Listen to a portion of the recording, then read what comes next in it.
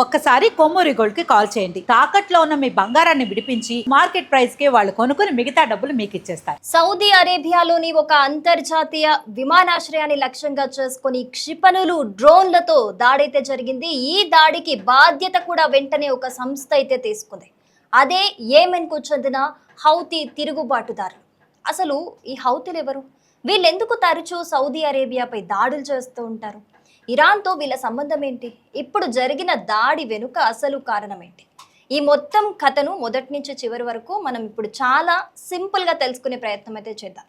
So మొదట ఇప్పుడు జరిగిన ఘటన గురించి మాట్లాడితే కనుక సోమవారం హౌతీలు సౌదీ అరేబియాలోని అబా అంతర్జాతీయ విమానాశ్రయాన్ని లక్ష్యంగా చేసుకొని బాలిస్టిక్ క్షిపణులు డ్రోన్లతో దాడి చేశారు. అయితే ఈ దాడిలో ఎలాంటి ప్రాణ నష్టం జరగలేదని అయితే సమాచారం అందుతోంది. ఎందుకంటే సౌదీ వైమానిక రక్షణ వ్యవస్థ చాలా వరకు క్షిపణులను డ్రోన్లను మధ్యలోనే అడ్డుకుంది.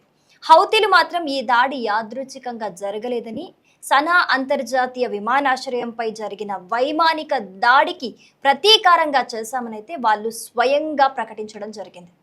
అసలు ఆ సనా విమానాశ్రయంలో ఏం జరిగింది కనుక చూసుకుంటే, ఇరాన్కు చెందిన ఒక ప్రముఖ కార్యక్రమానికి హౌతీ ప్రతినిధి బృందం అయితే అక్కడికి వెళ్ళింది.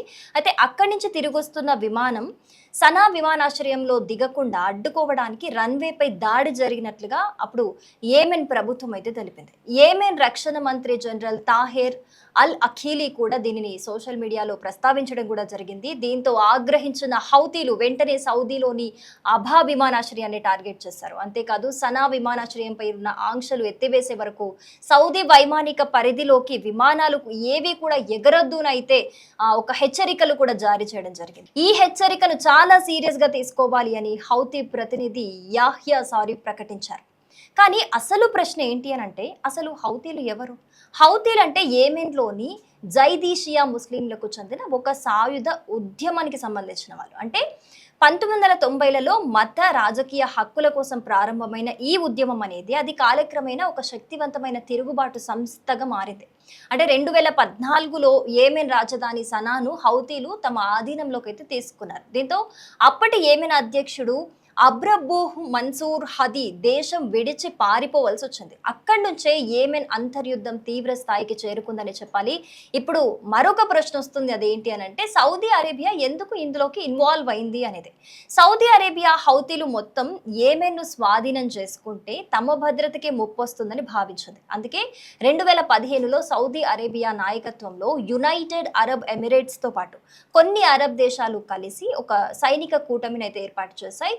ఈ కూటమి యెమెన్ ప్రభుత్వానికి మద్దతుగా హౌతీలపై వైమానిక దాడులను అయితే ప్రారంభించింది.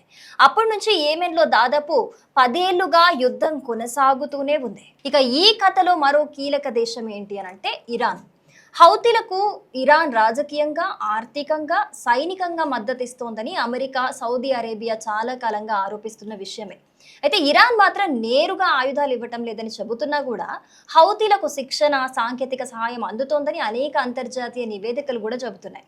అందుకే ఈ యుద్ధాన్ని చాలా మంది Saudi Arabia versus Iran proxy war అని కూడా పిలుస్తారు. అంటే రెండు దేశాలు నేరుగా యుద్ధం చేయకుండా యెమెన్లోని వర్గాల ద్వారా పోరాడుతున్నాయి అన్నమాట. సో ఇటీవల సంవత్సరాల్లో హౌతీలు కేవలం యెమెన్కే పరిమితం కాలేదు. సౌదీ అరేబియా, యుఏఈలపై వందలాది డ్రోన్ క్షిపణి దాడులు చేశారు. అరంకో చమురు కర్మాగారాలపై జరిగిన దాడులు ప్రపంచ చమురు మార్కెట్ను కూడా కుదిపేశాయి. 2023లో ఇజ్రాయెల్ హమాస్ యుద్ధం ప్రారంభమైన తర్వాత హౌతీలు మరో అడుగు ముందుకేసి ఎర్ర సముద్రంలో వెళ్లే అంతర్జాతీయ వాణిజ్య నౌకలపై కూడా దాడులు చేయటం మొదలుపెట్టారు. దీంతో అమెరికా, బ్రిటన్ సహా పలు దేశాలు హౌతీల స్థావరాలపై వైమానిక దాడులు చేశాయి. అయినా హౌతీలు తమ దాడులను పూర్తిగా అయితే ఆపలేదు. సో ఇప్పుడు తాజాగా జరిగిన అబా విమానాశ్రయ దాడి కూడా అదే ఉద్రిక్తతలో భాగంగా కనిపిస్తోంది. ఒకవైపు సనా విమానాశ్రయంపై దాడులు, మరోవైపు దానికి ప్రతీకారంగా సౌదీపై హౌతీల దాడులు. ఇలా ప్రతీకార దాడులు కొనసాగుతూ ఉండటంతో యెమెన్ ప్రాంతంలో శాంతి నెలకొనే పరిస్థితులైతే ఇంకా మనకి కనిపించటం లేదు. ఒకప్పుడు యెమెన్లో అంతర్గత రాజకీయ సమస్యగా మొదలైన ఈ వివాదం అనేది ఈరోజు Iran, Saudi Arabia, America, Gulf దేశాలు అంతర్జాతీయ వాణిజ్య మార్గాల వరకు ప్రభావం చూపే స్థాయికి చేరుకుంది. అందుకే యెమెన్‌లో ఒక్క క్షిపణి పేలినా కూడా దాని ప్రభావం ప్రపంచ చమురు ధరల నుంచి అంతర్జాతీయ విమాన, నౌక రవాణా వరకు కనిపిస్తూనే ఉంటుంది. మరి తాజాగా హౌతీలు చేసిన ఈ హెచ్చరికల తర్వాత పరిస్థితులు మరింత ఉద్రిక్తంగా మారతాయా? లేక మరోసారి చర్చల ద్వారా శాంతి ప్రయత్నాలు మొదలవుతాయా అనేదైతే ఇప్పుడు ప్రపంచం మొత్తం ఆసక్తిగా గమనిస్తున్న పరిస్థితులు. సో ఈ దాడి కారణంగా మళ్ళీ మిడిల్ ఈస్ట్ వాతావరణం అనేది ఉద్రిక్తతను సంతరించుకుంది. సో ఇప్పటికైతే హౌతీలు హెచ్చరిక అయితే జారీ చేశారు. మేము ఎయిర్‌పోర్ట్‌ని ఇప్పటికే దిగ్బంధం చేసుకున్నాము. మా అనుమతి వచ్చే వరకు కూడా ఆహ్, ఏదైతే విమానాలు ఉన్నాయో అవి గాల్లో ఎగరకూడదు అని కూడా ఇప్పటివరకు హెచ్చరికలైతే జారీ చేయడం జరిగింది. మరి ఇది ఎక్కడి దాకా వెళ్తుంది? ఇంకా ఎలాంటి దాడులు జరుగుతాయి? దీని తీవ్రత ఏ విధంగా ఉంటుంది అనైతే ముందు ముందు చూడాల్సి ఉంది.